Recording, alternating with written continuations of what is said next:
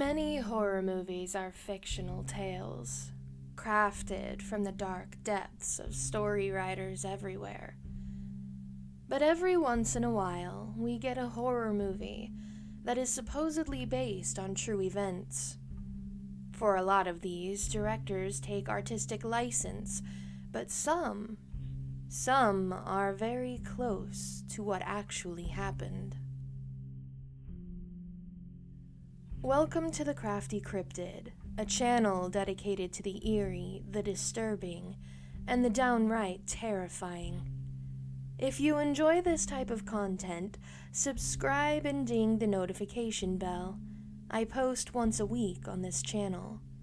Today, we are going to dive into the true story of the house that inspired the movie, The Conjuring. The Conjuring house has traded hands many times over the years, most often because the families that have lived there have experienced insane supernatural and paranormal happenings. Though the movie The Conjuring focuses on the tale of the Perrons, a family that lived in the farmhouse from 1971 to 1980, the sordid past of the house goes back much further than that. Andrea Perron, the oldest daughter of 5, self-published a book named House of Darkness, House of Light, containing her experiences and the research she has done on the house. According to Andrea, who spent years uncovering the mysterious past of the farmhouse that haunted her childhood and the supposed ghosts that live there, 8 generations of one extended family lived and died in that house prior to their arrival. The Black Book of Burreville, the town's former public records book, reveals that over the course of its existence, the property had been host to 2 suicides by hanging, 1 suicide by poison, the R-word, and murder of 11-year-old Prudence Arnold by a farmhand, 2 drownings, and the passing of 4 men who froze to death, in addition to other tragic losses of life. With so much death and crime occurring on the property of the house, it's no wonder Andrea and her family believed it to be haunted. In her book, she states, most of the recorded deaths which occurred on the farm were in that family: Mrs. Arnold, Harmony, Johnny, and Prudence. Even Bathsheba was an Arnold. If you're unfamiliar with the character of Bathsheba, she is the main antagonistic spirit in the movie, an angry and dangerous spirit that plagues the Perrons for the entirety of the film. In real life, Andrea claims that Bathsheba was just as fearsome and terrifying. According to local legend, Bathsheba Arnold was a satanic witch who was suspected in the murder of an infant before she herself died, and her gravestone is located not far from the farmhouse. Bathsheba's restless and evil spirit is what Andrea believes possessed her mother during a seance that the family held with Ed and Lorraine Warren, who are perhaps the most famous paranormal investigators in America.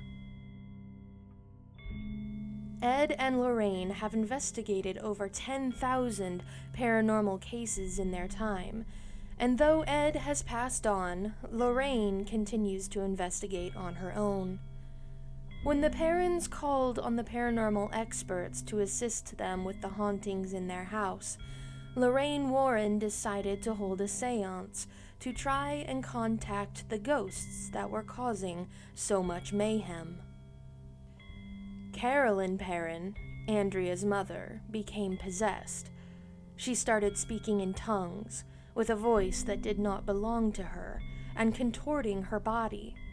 She and her chair levitated into the air before she was violently thrown into the wall.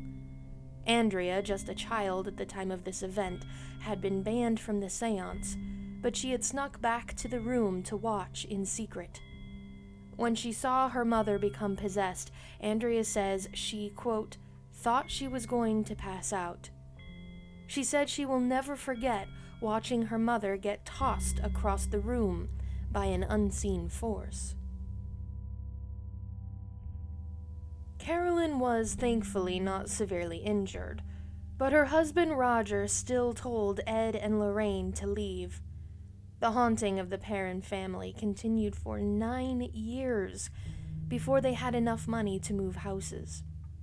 What had started out as footsteps and doors opening on their own had now become a full-fledged horror movie that the Perrons found themselves living in.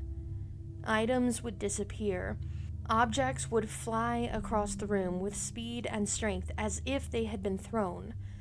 Horrendous smells like rotting flesh would pop up out of nowhere and had settled in the basement. Their beds shook at 5:15 every morning without fail, and the children often saw spirits and entities in the house. Glass shattered inexplicably around Carolyn as if some force were trying to hurt her. One night, as Carolyn was sitting in the living room, she felt a sharp, piercing pain in her leg. When she looked down, she saw blood trickling from a small open wound, a puncture that was in line with the mark that could be made from a large sewing needle. Andrea said that this was undoubtedly Bathsheba, the spirit of the alleged Satanist who, as the legend goes, stabbed a baby through the brain with a large sewing needle as part of a dark ritual. Whoever the spirit was, Andrea said, she perceived herself to be the mistress of the house, and she resented the competition my mother posed for that position. But the Perrons were not the only ones to have endured such traumatic events inside the walls of the Conjuring house. Everyone who has lived in the house that we know of has experienced this, writes Andrea in her book. Some have left screaming and running for their lives. The man who moved in to begin the restoration on the house when the Perrons sold it apparently left screaming without his car, his tools, and even without his clothing. He never went back to the house.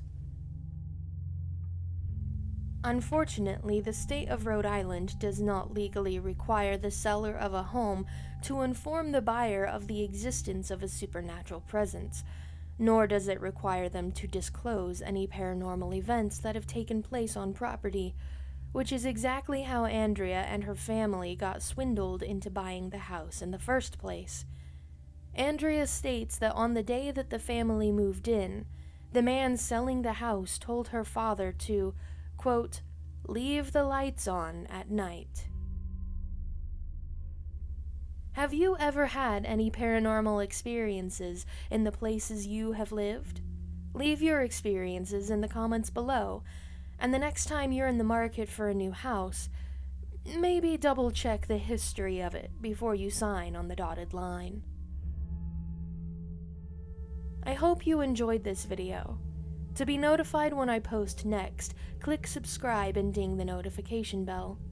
Leave a like and a comment for the YouTube algorithm. Thank you for watching, and come back soon, Cryptids.